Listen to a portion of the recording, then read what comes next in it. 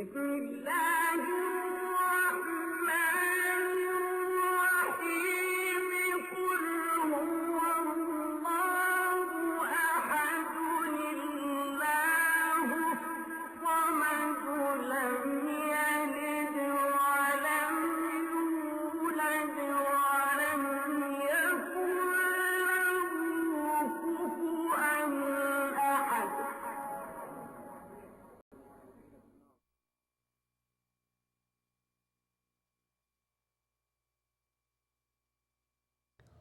Welcome to Islamic Civilization. We are in session 3, the pre-Islamic Arabian cultures that we would talk about today in this presentation. So, session 3 on pre-Islamic cultures, and let's see what we have in today's presentation. In terms of the objectives, we would talk about the North Arabia under the Nabatean Petra culture. Then we would go into South Arabia, and there we would talk about the Sabaean or Sabians, some people call it, which is also known as the land of Sheba, and for that reason it's also called Saba, S-A-B-A, simple as that. So these were the pre-Islamic pagans, and so we would talk about their culture and deities, their religious beliefs, and then we would move into the Arab and Jewish Christian traditions, and that would be, you will see the Arabian connection with Judaism and Christianity, and how the Jewish and Christian connection of Arabia would lead us to the Islamic religion, Islamic culture, and Islamic civilization, and that's what the whole this course is about, Islamic civilization. So what Islam would do, reject certain features of the pre-Islamic Arabian culture and testify to other, especially the Jewish and Christians traditions, and that would become those culture and traditions part of the Islamic culture and tradition. So there you would see a big connection later on. When we put it all together, you would see a big connection between Judaism, Christianity, and Islam. You would see a lot of similarities, although there would be quite a few, big differences. And so those similarities and differences, even today, they matter a lot. It depends on what you want to stress on, the similarities or differences. So everything starts right here in session 3. So let's see what we have further. The North Arabia under Nabatean and Petra culture. Nabateans and their tombs. We don't know much about the Nabatean culture, with the exception of the archaeological evidence they left us. So right here you look at the Nabatean tombs. Now keep in mind, anywhere when you have these nicely made tombs, whether they are in northern Arabia or in Jordan or even in Egypt, for example, the pyramids, or for that reason somewhere in Japan, particularly what we call the keyhole tombs in Japan. Now these tombs were not really for common people. These were tombs for the royalty and the nobility of that culture. So here also the Nabatean tombs, which were made for the people of Petra. Petra was their capital.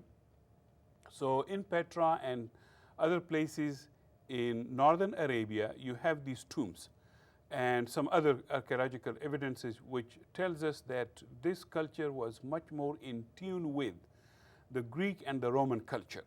So there were already influences in northern Arabia, Roman influences and Greek influences, and that leads us to a theory which works everywhere fine, and that is people learn from other people.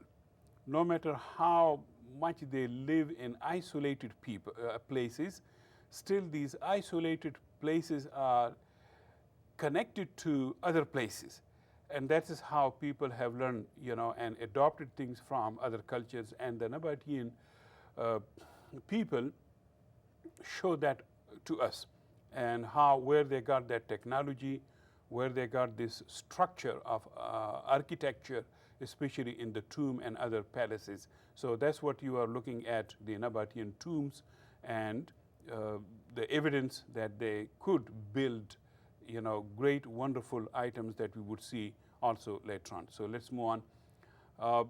Nabateans, basically, these were very famous people, very powerful people, although the Nabateans, we really do not know much about their religious beliefs or the social structure, although we can safely say about the social structure that the society was divided between the upper class people and the lower class people, where you also see the upper class people having, living in nice places, and even in death having these wonderful places for tombs.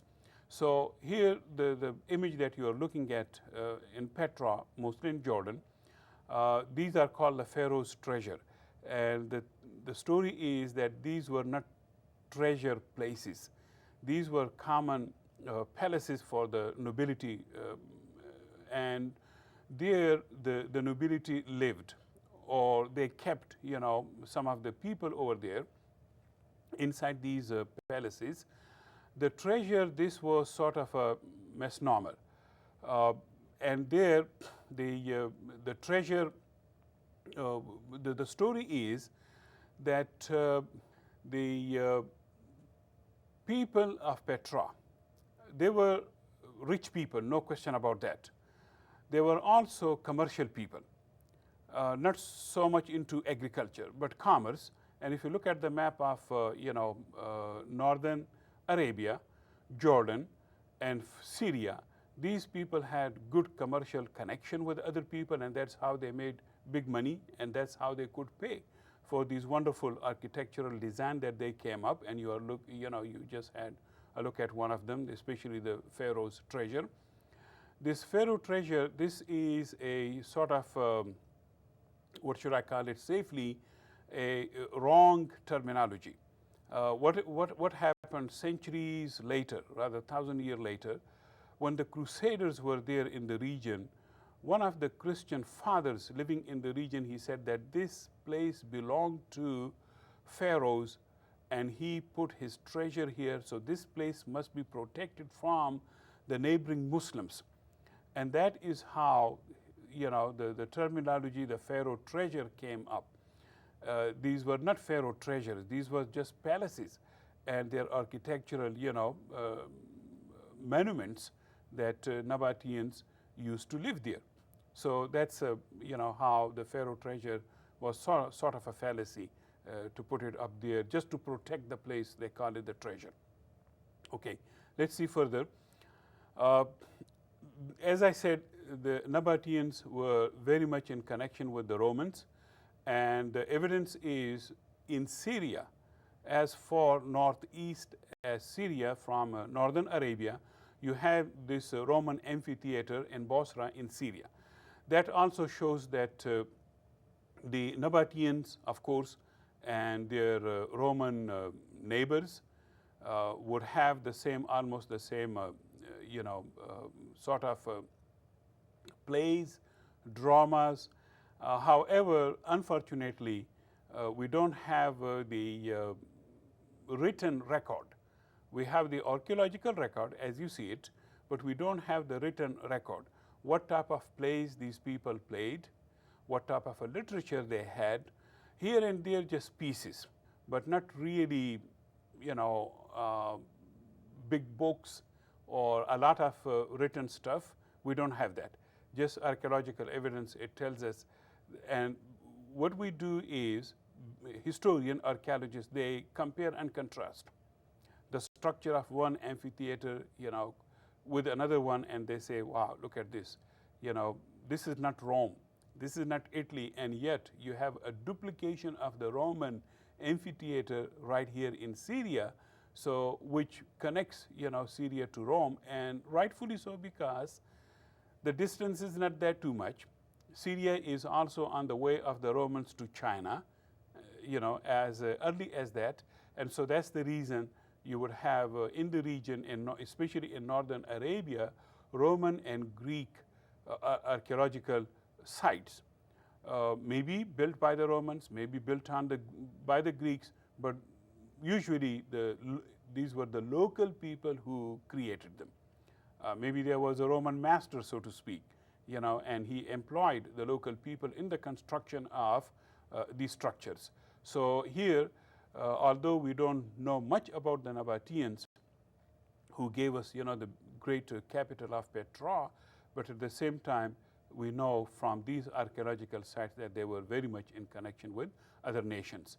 Okay, let's see further. South Arabia, under the Sabaean or Sabian people, whose greatest leader, as we know her as the Queen of Sheba, and it is from this word Sheba that we get the word Saba and Sabaean.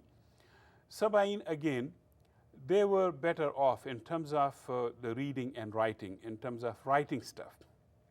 And one reason is very clear, because they were they lived in the south of Arabia, close to Ethiopia, where you already had in East Africa, you already had a culture that used writing. And most of the people in that region, they use the writing of the Phoenician system. And so wherever the Phoenicians were in presence, or they had influence, the Phoenicians, if they had any influence in the region, they did spread their Phoenician script, which people toyed with.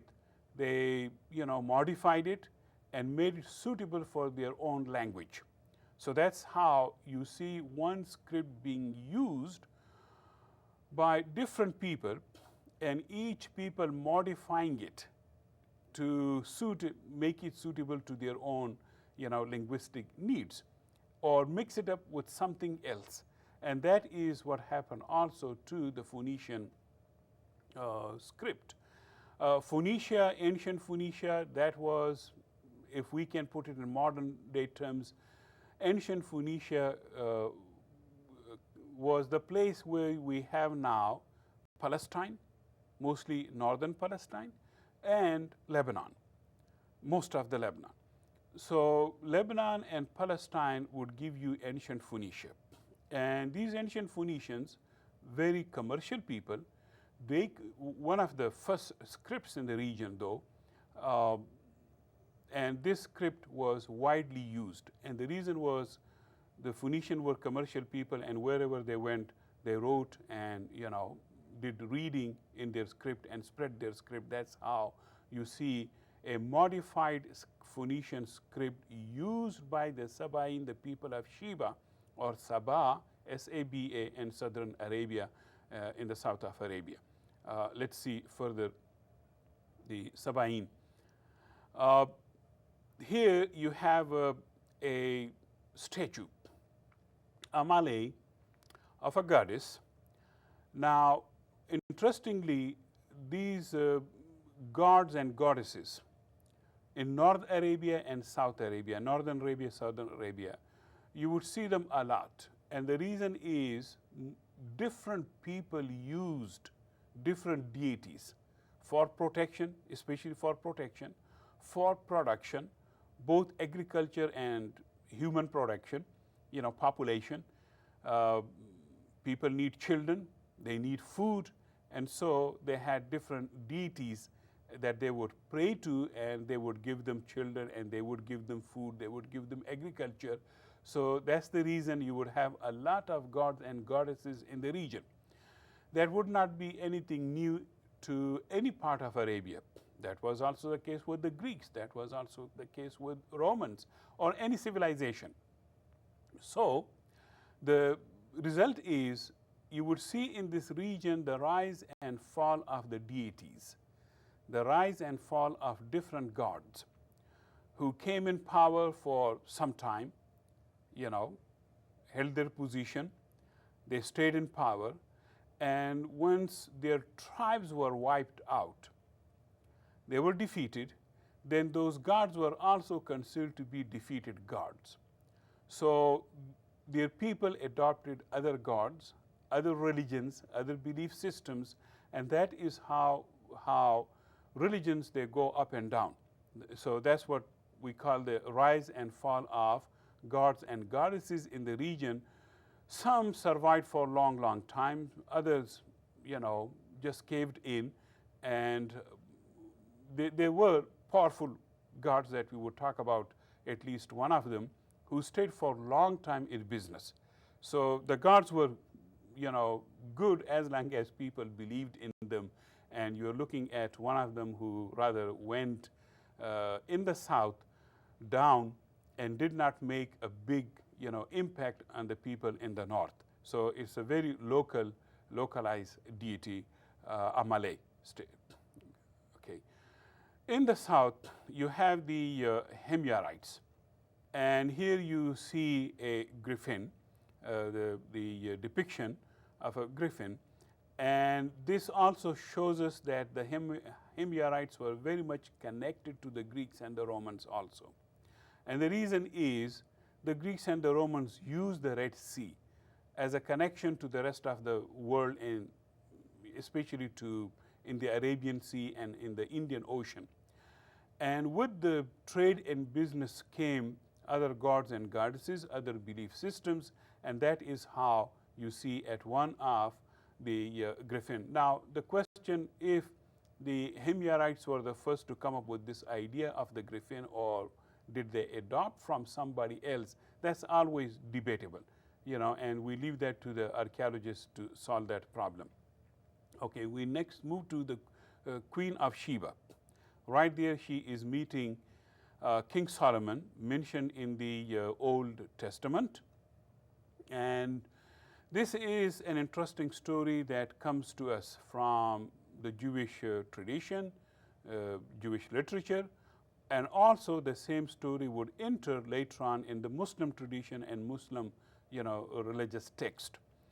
At the other hand, it tells us something different also, which is the same old story of connection.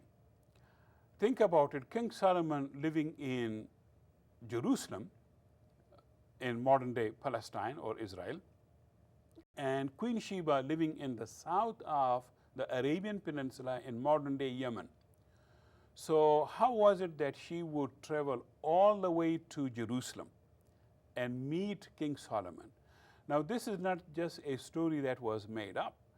It is a story very much testified to by the sacred books, of the Jews, the Old Testament, and in the Quran. She's mentioned, in the Quran, and her meeting with King Solomon is mentioned in the Muslim holy book, the Quran.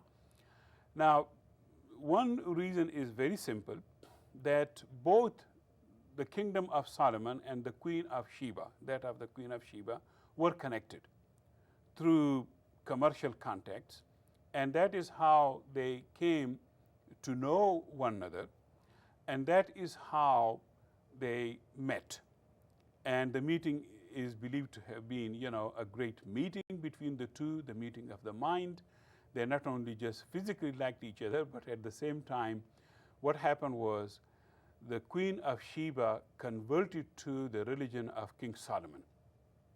And that was sort of a great victory for King Solomon to convert her and her nation to Judaism, which from a certain point of view was the rise and the spread of monotheism. Remember, we talked about the rise and fall of gods and deities, polytheism, so many people believing in so many deities and gods. And so here what you see is a very, early instance of the spread of the only one God of the Jews and Christian and Muslims. And so that has been historically been the case, that monotheism would take over polytheism. And one God would become supreme God of, if not all the people, most of the people, and that is what you see in the region today. So either it's Islam in the Middle East, or Christianity and Judaism, at one time or another, and even today that we see the three religions, living and sort of known for the Middle East. Although people create sort of a distinction between, what is the Western religion, that would be Judaism and Christianity, and Islam is placed in the Eastern religions, which is, very arbitrary type of a division of the religions. All three and many more belong to the Middle East, which is, a geographical area that is between modern-day Turkey and in the north and modern-day Yemen in the south, between Egypt in the west and Iran in the east. That is what we call the Middle East, the geographical and political Middle East.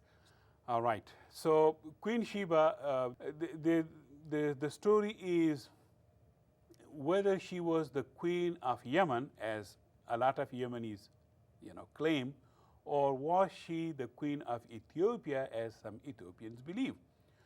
And the answer is she could be both, the queen of Yemen and the queen of Ethiopia. And the reason is very simple. They are not too far away. There is only one, Red Sea at the narrowest point between the two countries, Yemen in the east and Ethiopia in the west of the last southern section of Red Sea. And so that is why I tend to believe that she, whether she lived in Yemen or whether she lived in Ethiopia, she, reigned supreme in the whole region, and that is how she was so powerful, that she was contacted by King Solomon. Who knows if the meeting between the two had gone wrong, if she had refused or he had refused to accept, her propositions, whatever they were. If this was not a friendly meeting, if this was a meeting of the two, enemies, who knows, there would have been, bloodshed between the two of them. Who had won, who would have won, that's a different story. Most probably we think King Solomon, because he was a very powerful king, who had not only power over human beings, but also on supernatural beings. And that's what, the Jewish and the Muslim chronicles and sacred books tell us. So whether she lived in Yemen or Ethiopia, really doesn't make difference, but the fact that both can claim her testifies to the fact that she was a powerful, sovereign, powerful lady. Let's see further. So here we would talk about the pre-Islamic pagans and how much the pre-Islamic paganism was part of the Arabian Peninsula. I can tell you that most of the people up to about 6th century or 7th century, up to the beginning of Islam, 6th century, 600 years after Jesus Christ, peace be upon him, most of the people, they lived in paganism, what it means basically in the region. It means that they were neither Jews nor Christians and followed other traditions. So if a person in the region or a group of people in the region, they are neither Jewish nor Christians, and now, before Islam, if they were neither Jews nor Christian, then they are referred to as pagans.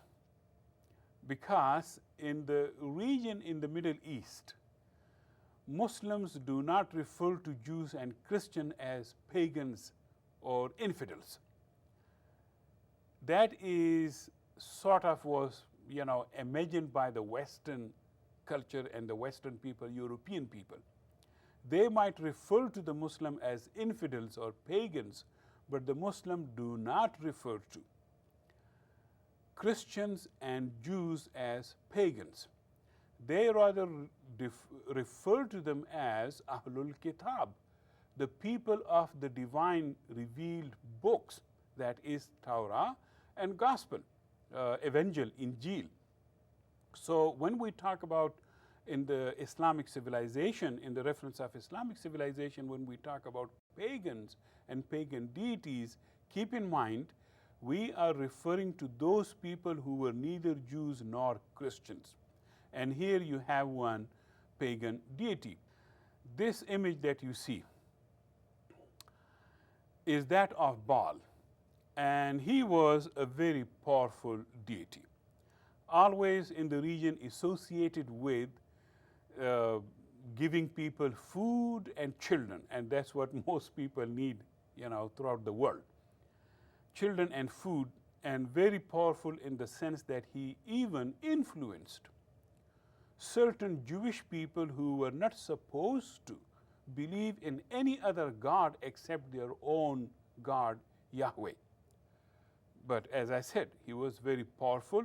He stayed in for long ages in power. Very powerful, and especially in northern Arabia and in the sort of eastern Mediterranean area. And that eastern Mediterranean area also was the area where you have, Palestine, historical, Israel, modern day Lebanon, modern day Turkey. So these people were very much influenced by Baal. Also, some people tell us that Baal had Mesopotamian origins. Mesopotamia is the modern day country of Iraq. Iraq itself had a lot of deities, a lot of religions, north and south. They had a lot of religion, and the reason was simple.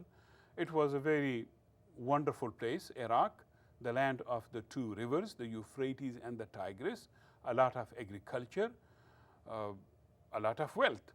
And so there it was a heavily populated area. And next to Egypt, which was another heavily populated area thanks to, the river Nile. So most of these Mesopotamian deities, they influence people outside Mesopotamia. And one of them was Baal.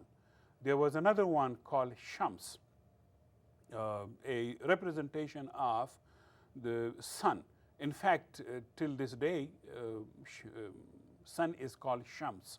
Sun is called Shams, and so the sun was deified, so to speak, turned into a god, and people would worship him.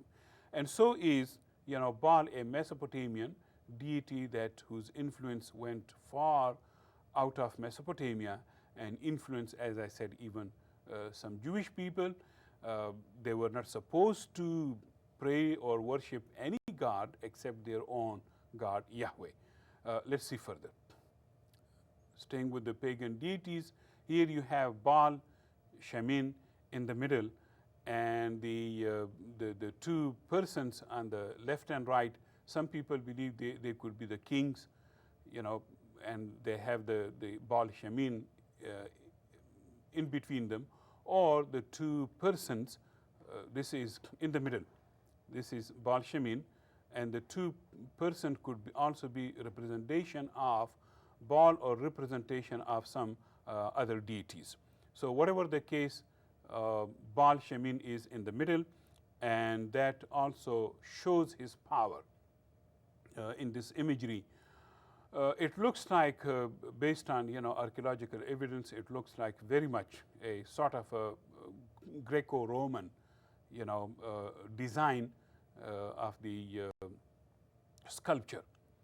That is very much possible, although the deity is very Middle Eastern, Mesopotamian. But at the same time, the sculptors who made these images could be very much influenced by the Romans or made by the Romans. Staying with the pagan deities, Baal Shamin, and this is what I meant by Baal and other deities getting out of their places of their origins like Mesopotamia and bringing people under their influence far out east and west. And here is a temple to Baal Shamin made in Palmyra in Syria.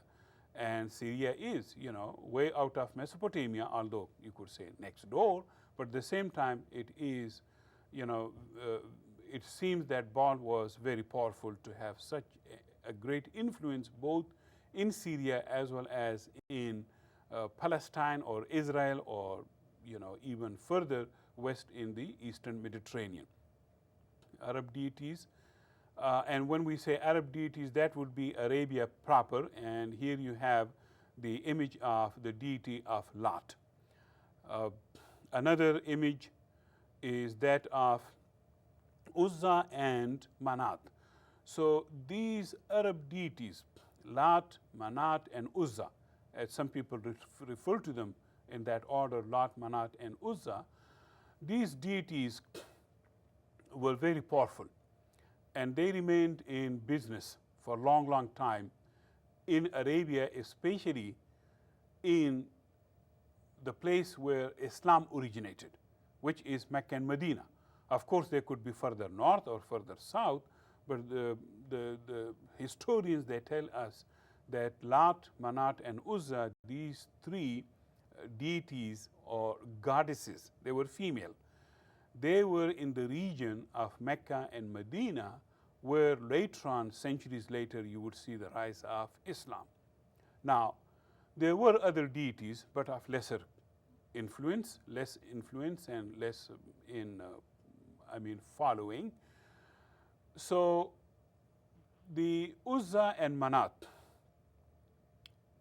along with Lat, they were looked upon as goddesses, female deities, but daughters of another god, a supreme god. That supreme god was known as Elohim or Allah, which is the only true God of Muslims, or from the Muslim point of view, the only true God of Islam, Allah. So again and again in Quran, in the holy book of Islam, Allah tells us that He is neither begotten nor have begotten. He has neither given birth to anyone, nor He is born of anyone. Lam yalid wa lam yulad. This is the Quranic terminology, in which what it means is that God has neither a father nor a son or a daughter or a wife. So how did it happen? Well, what happened was, any time in history when you had a higher God, people just could not think of a higher God without having children, because most people, they envisioned or visualized gods as human beings. This is what the Greeks did. This is what the Romans did. This is what other people did. Some people just imagining gods as human beings. And that is the greatest sin in Islam, that we do not imagine in Islamic religion, theology, we do not imagine or envision God as a human being. Although in the Quran He might refer to Himself as the God who sees everything, who hears everything, who knows everything, but that knowing and hearing and seeing of God is not in the human realm, is not like a human being. So that's why if Muslim, and think about it, we would definitely deal with this topic of monotheism. Islamic monotheism goes further than what was already in the region under the Jews and under the Christians. They still Jewish traditions and Christian, they call themselves as monotheist religions. But when you compare it to the Islamic religion, then you see a difference, because God can never be imagined as other people have. God cannot have children. God cannot have wife. God never was born from somebody else. And so that's how Uzza and Manat and Lat, L-A-T, they were considered to be the children of a supreme God. And that supreme God, they knew Him as Allah. Now, when it comes to Allah, of course, which we cannot here envision or make an image, when it comes to Allah, keep in mind that this is not an Islamic creation. Allah existed even way before Islam. And that is why the Jewish Arabs and Christian Arabs and other Arabs refer to the most supreme God as Allah. And that is what later on would become primarily the God of the Quran, who sent Quran to Prophet Muhammad, peace be upon him, and is also believed to be, at least from the Muslim point of view, that he is the God of Christianity, and he is the God of Christ, and God of Moses and Abraham and Noah, and he is the maker and the creator and the sustainer of all universes and all human beings and all the beings. So this supreme God already existed in the region. So let's move further away from the Arab deities, and here we come to a reaction report, and all that you need to do is just enlighten me from your own sources, your own reading. You can write a note on the people and culture of the Petra people and that of the Sabah people, especially focusing on archaeological evidences. So that would be your reaction report number 1 for this session 3. Number 2 is coming down the road in this session. So please enlighten me and be creative. Whatever evidence you can find archaeological, you should point it out. Or remember one thing: when you give me images in your report, make sure that you note down the copyright credit for the image. I do not want you to get in trouble, nor you get me in trouble with the copyrights laws. And so keep that in mind. If you want to show me an image, show me, but at the same time, show me the credit also, where you got that image from. That's very important. Also, you could use map for the Arabian Peninsula map for both Petra and Sabah people, and you could show me influences, how they interactive, if you can find any evidence of the interaction between the people of Petra and Sabah, the northern Arab people and the southern Arab people. Okay, so that's your task for reaction report number 1 in this session 3. Let's see further. Now, we would talk about the Arab Jews. And it might sound to some of you a sort of misnomer, but that's not really the case. It is a true terminology. Arab were Jews and Jews were Arabs. Not all of them, but definitely those who lived in Arabia. Those Jews did speak Arabic as their day-to-day language in their homes and outside homes, and used Hebrew much more for religious or liturgical purposes. That would be also case with the Christian later on that you would see. And till this day, there are Jews and Christians who are very proud of their Arab cultures, their Arab language. Similarly, there are Jews as far east as Persia, Iran. Even today, as we speak, there are Jews in Iran, in Persia, and they're very proud of their Persian language, their Persian culture. Religiously, yes, you could be anyone. You could be a Jew, a Christian, or a Muslim in a given civilization or a given culture. That could be Persia, that could be India, could be China, could be Arabia.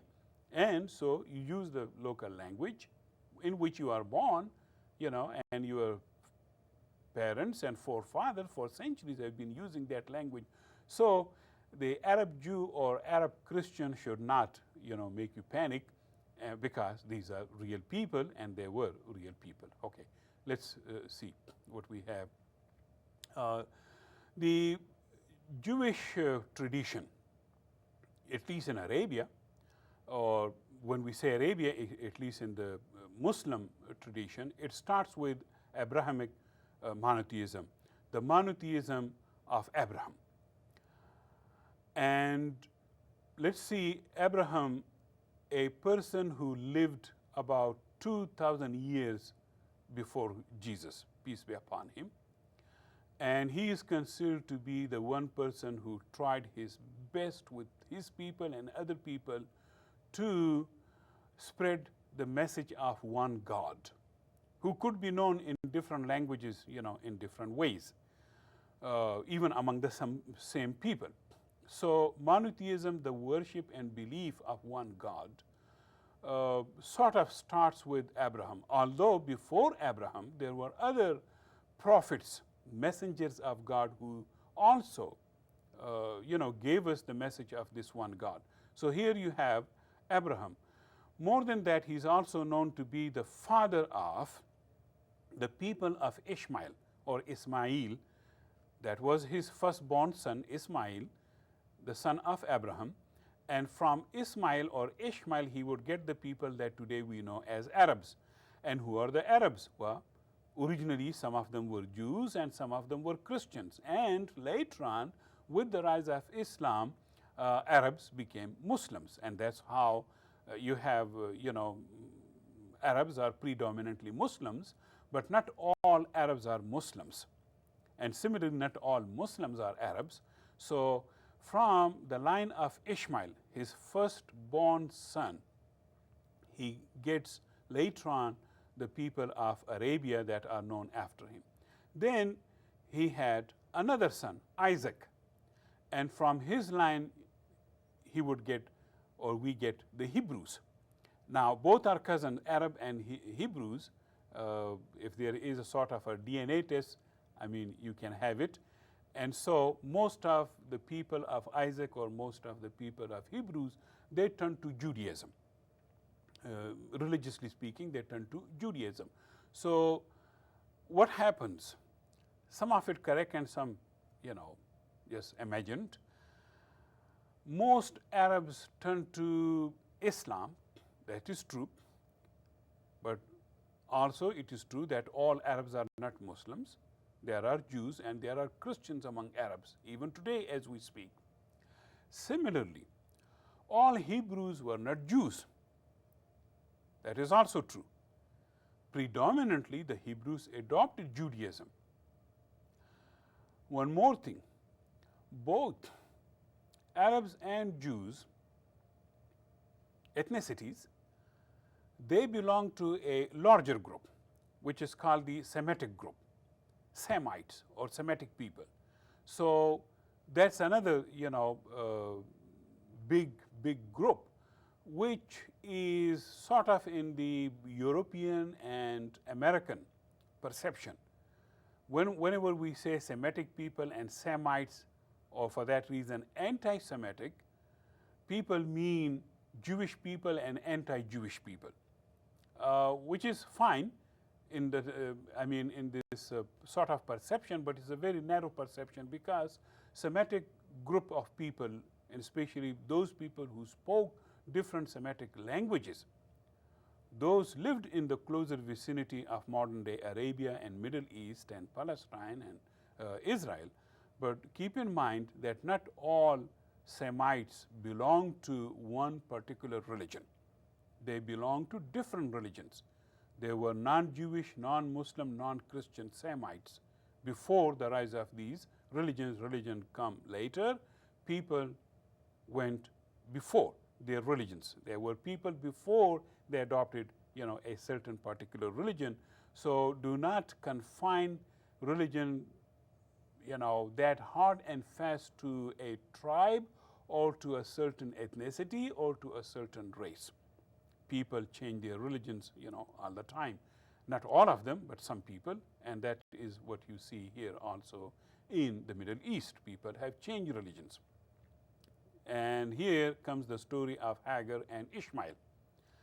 And they were expelled by Abraham for a reason. Here is Hagar, and here is Ishmael, and here is Sarah, and here is Isaac. So as you see, they are being banished by Abraham, and the story is because Sarah was now jealous of Hagar, who had the son, and she also has a son, but they could not live together, and so she had to be banished, and that is what happened to her.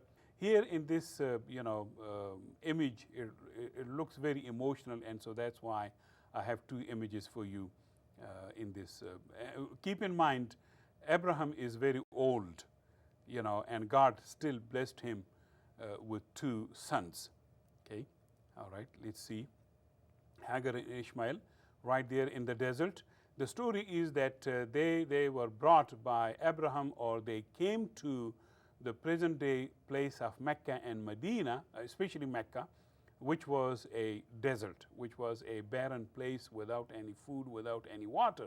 So what happened was, Hagar and Ishmael, they were visited by an angel. God sent help through an angel, and what you see later on, this angel, the visitation of this angel would prove very beneficial. And what you see is, here in this dwelling, here is Ishmael, sleeping, I would say quite deep, and the two are talking. Here is Hagar, and here is the angel. And the story is that here nearby, they found water. And that water was a well of water, created under the feet of, divinely, so to speak, created in the desert, under the feet of Ishmael. And Hagar, in her language, told the water, slow down, zam zam, which means literally slow down, slow down. And so, because she didn't want the water to be wasted, and so from there on, she could have a control and authority or ownership of the water. And any people who pass by, she could sell the water to the people, to the caravans, and from there on, Ishmael married and had children, and that little place became what you have today, Mecca. Later on, his father, Abraham, would visit him to see how they were doing. And the two of them, Abraham and Ishmael, would construct a house to their God. And that house, that temple, is now, we call it Kaaba, which Muslim, they visit, once in a lifetime at least, they visit it, and that is part of the Hajj. That's what we call Hajj. So the pilgrimage to Kaaba is called Hajj in Islam, and that structure that Muslims, during the Hajj ritual, go around 7 times. That Kaaba was built by Abraham and Ishmael, and that is the story of their, living in Mecca and how life in Mecca started.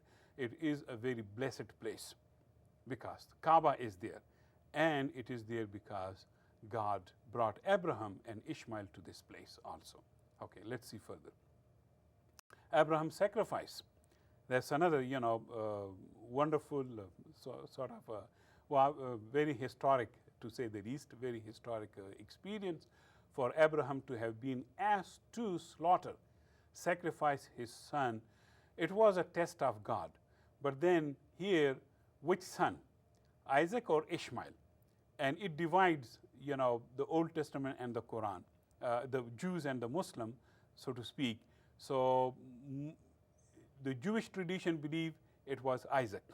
The Muslim tradition believes because Ishmael was the firstborn, God asked him to sacrifice his first son, Ishmael.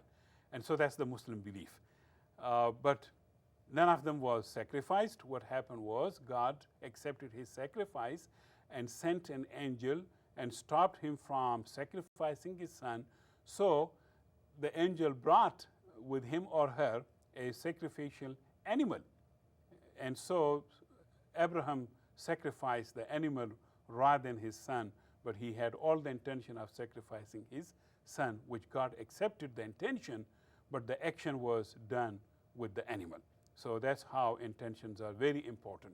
Let's see further how this sacrifice of Abraham, this ritual of Abraham, here is another story, the Muslim stoning Satan at Hajj. When Abraham was just about to sacrifice his son, Satan came to him and he said, don't do this thing. And then Abraham, threw stones at him to get rid of him, and that's how that ritual is repeated by Muslims in the Hajj, during Hajj. And here you see 2 Muslims stoning Satan, this wall, which represents Satan, and so they're stoning the Satan. It's a Abraham ritual. Another Abraham's ritual, the sacrifice. And literally it is, done by Muslims every year at the time of what is called Eid al-Adha. And so Muslims sacrifice an animal in commemoration of the Abraham sacrifice of his son, which of course did not happen literally, and the animal was replaced. I mean, the son was replaced by the animal. I should say that, okay. Here, Muslims, they distribute the sacrificial meat. So they make 3 piles. Well, the 2 are already here. Make 3 piles. One would go to the family. The other pile would go to your relatives, and the 3rd pile would go to the neighbors, poor neighbors. So you distribute the meat, among people. And although this is a ritual of Abraham, but it helps poor people, have protein, have meat. There are people, around the world who cannot afford, a nice meal, and so at least once a year, Muslims do that. They sacrifice the animal and distribute the meat among their relatives and among their neighbors. Okay, let's see. Now Moses coming in the picture after Abraham and would bring the same message, as well as some laws. And so here he is pleading with the Israelites, asking them do this and don't do that. So to make sure that they stay, connected with God. So here we have Moses. Here Moses also, asking Pharaoh, let my people go, because Pharaoh enslaved the Jewish people and the Bani Israel, or the Israelites, and here God sends him to save his people from Pharaoh, and that's how he took them across the Red Sea, the story is. Worship of the golden calf, another big story in the region, although Jewish, but repeated in Christian chronicles as well as the Muslim chronicles. And when Moses went to meet God, right there you have the golden calf. So when Moses went to meet God on Mount Sinai, there, his people turned to the adoration or worship of the cow. So that also, cow, an animal which has remained in quite divine business. Different people have imagined cow as divine. Even in India, Mata Gau or Mother Gau, and the English term cow comes from the Hindi or Sanskrit term Gau, G-A-U, turned in English as C-O-W, almost the same pronunciation, Gau and cow. So there too in Hinduism, cow is considered to be a sacred animal. And here also among the Jewish people who were not supposed to really adore or worship, any other divine or any other person, but people do that. They go away from God, and then God sends another message, another prophet, another messenger to bring them, to the true one message of monotheism. So I thought I should bring that also. It's a big theme which tells us do not follow any other God except that one God. Okay, let's see further. Here comes the 10 Commandments, which are shared by Judaism, Christianity, and Islam. And when we go to further in Islam, we will talk about them more, the 10 Commandments. But basically gives us, a very good foundation for all 3 religions. And they share, don't do this, don't do this. And because people were doing that, So I cannot go over all of them item by item. I just wanted to show you, that these are still, big themes in the 3 religions, Judaism, Christianity, and Islam. So we just noticed, the Jewish tradition in the region, Arabs adopting Judaism, or some Jews adopting Arab language and becoming Arabs by culture and language, and still remain in the same Jewish religion, and using Hebrew as a language of religion. Now we move on to Arab Christians and how Christianity started in the region, and that would be Jesus coming and preaching peace and love. That is a big theme. in the region, and Sermon on the Mount, very important message of Jesus, and still very much, loved that message in the region, whether you are a Christian or Muslim. That really applies to almost everybody. Jesus preaches Beatitudes, the 8 points, so to speak. Again, for reason of time, I cannot go over, but these are, in the presentation, and they would be available to you in via online. So again, the Jewish 10 Commandments and the Christian Beatitudes, they make a big part of the religious culture in the Middle East.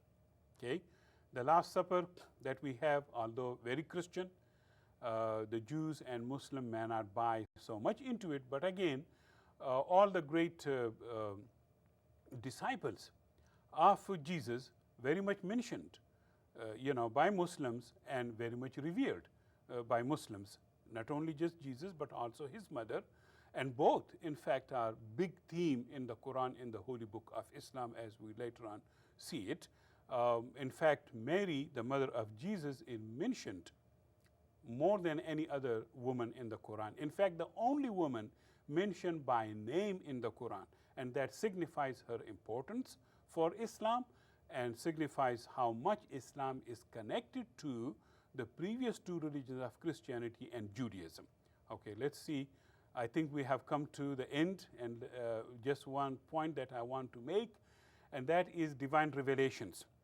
Whether they come in terms of the Old Testament from Torah, the Hebrew Bible, or the New Testament, the Gospel and the Christian Bible, or, as some people say, the latest testament. And guess what that latest testament would be? That would be the Quran, whether you spell it with Quran or Koran, the Islamic Holy Book.